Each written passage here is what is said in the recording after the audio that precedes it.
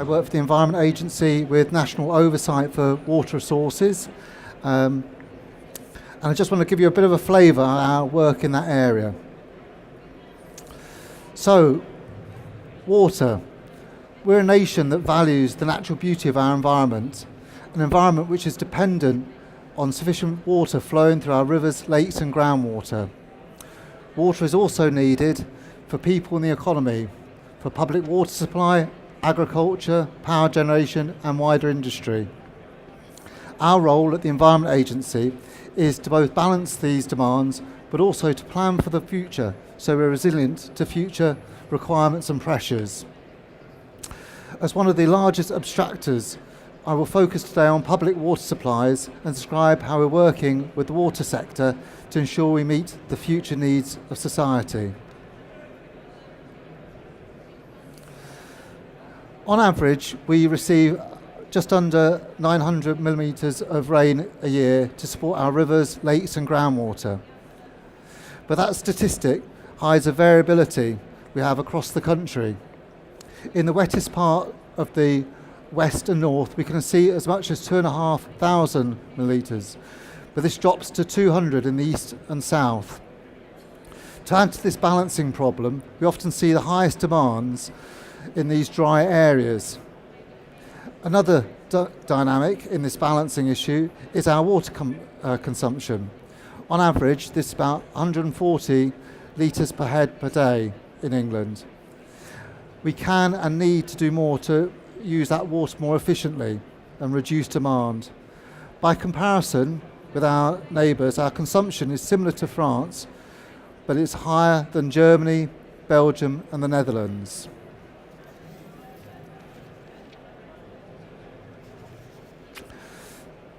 So most of us have experienced a couple of hours with no water, a new bathroom, a new kitchen, and you turn the water off. You prepare, store water and use that efficiently. But what can you do if the taps run dry for longer?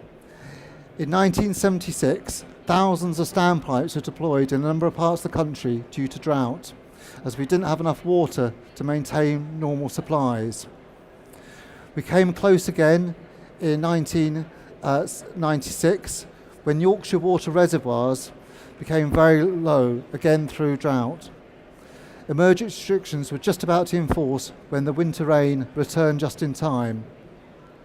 More recently, in 2007, in an area around Gloucester and Cheltenham, we lost water supply, but not through drought, but through the River Severn flooding Mythe water treatment works. 350,000 people were affected for over a week. That site is now protected. A lot has happened over the last 20 years to maintain supply through extreme events. To encourage water efficient behaviours, nearly half of all households now have a water meter, and this is set to increase.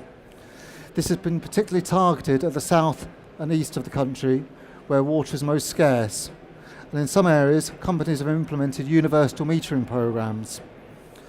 This has been complemented by active communication programmes and some policy changes. For example, all new homes are fitted with water meters, and local authorities can require them to meet new homes with tighter performance of 100 litres per day where there's a local need. And looking forwards, water companies are increasingly looking at smart meters and synergies with the energy markets to make further step changes. Leakage is another area where companies have made progress. Nationally, the loss from distribution systems has dropped from 5,000 megalitres per day in the mid-90s to under 3,000 megalitres per day, mostly through renewing ageing pipework and quicker leak detection. But again, there's more to be done here. We still lose the equivalent each day of the amount of water needed for 20 million people. Investment has also been made to increase water availability. Distribution networks are now better connected, make it easier to move water to where it's needed. There's also been new resources developed, such as the raising of Aberton Reservoir in Essex. Finally, there is better planning for the future. Since 2007, water companies have been required to produce 25-year water resource management plans to ensure that they can sustainably meet the needs of customers into the future. To complement these, they're also required to produce drought plans to set out in detail the actions needed at such times. Our role in the Environment Agency is to set the requirements for such plans and to check and assure them and provide advice to government on their robustness. So, have we done enough? The environment and users of water face an uncertain future. For water supply, it means more people. England's population is forecast to grow by 10 million over the next 40 years, much in the areas where water is already scarce. On top of this, climate is changing. Predictions indicate that by the 2050s, summer temperatures are likely to increase while summer rainfall decreases. This could increase the likelihood of droughts and also change the nature of them. Short, intense droughts with very high temperatures, or longer-term droughts like those experienced in Australia and California, which will put our systems under additional and new strains.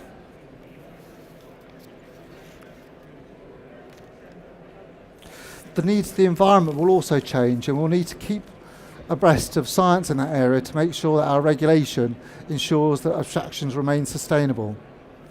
As Jane will detail in the session after me, Water UK, the trade body for the water industry, looked at how resilient the sector is to drought under these future pressures. And without wishing to steal Jean's thunder, it found that without intervention, there's a 12% risk of drought entailing emergency measures such as standpipes in the next 25 years, which aligned with the conclusions of DEFRA's Resilience Roadmap published last year. And as a country, do we still want to plan to use standpipes, or are we willing to invest to put these draconian measures as far away as possible? Jean will elaborate on this. In 2012, we again came close to a cliff edge with drought. It rained, but what would have happened in 2013 if that rain had not returned? We learned that there was a gap. In response, we at the Environment Agency has radically changed our expectations of water resource management plans and how customers should test the resilience of their systems. Firstly, we want to see a long-term strategic approach to resilient water supplies. For example, to look at 25-year horizons as a minimum, so as to push the possibilities of standpipes out even further. To test the resilience against predicted drought scenarios, not just historic trends. Secondly, we want to critically consider all options to meet future public water supply needs. So regional solutions to regional problem and breaking the mould of companies just looking at company-specific solutions. To consider shared multi-use resource developments to bring resilience to other sectors such as agriculture, and to actively collaborate with others to drive innovation. Thirdly, we want to be more bold with water efficiency and leakage reduction, embracing new technology and relationships, and make this a central theme of customer engagement. And finally, in doing all of the above, we expect companies to recognise the environment has to be at the heart of resilient plans. All this is set out in government's guiding principles that were released in 2016 alongside our water resource planning guidelines. And together, I see these as setting quite a new future for water companies. So with all this, we're looking for a better future for water. The 25-year government environment plan, which is soon to be published, will set out a long-term steer with greater resilience to floods and drought to support people, wildlife and the economy.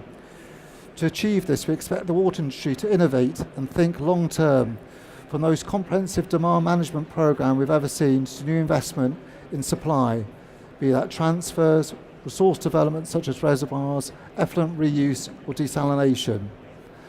Companies must look outside their boundaries for solutions that benefit everyone, not just themselves. The industry has the tools to plan for a more uncertain future. We want to see companies work with customers, partners and regulators to develop a strong understanding of future needs, to explore every option to address them and build consensus on delivery. We believe that everything is in place to deliver a resilient water supply, and against this backdrop, we see the next round of water resource management plans, due to be published next year, as being some of the most important we've seen for decades. Thank you very much.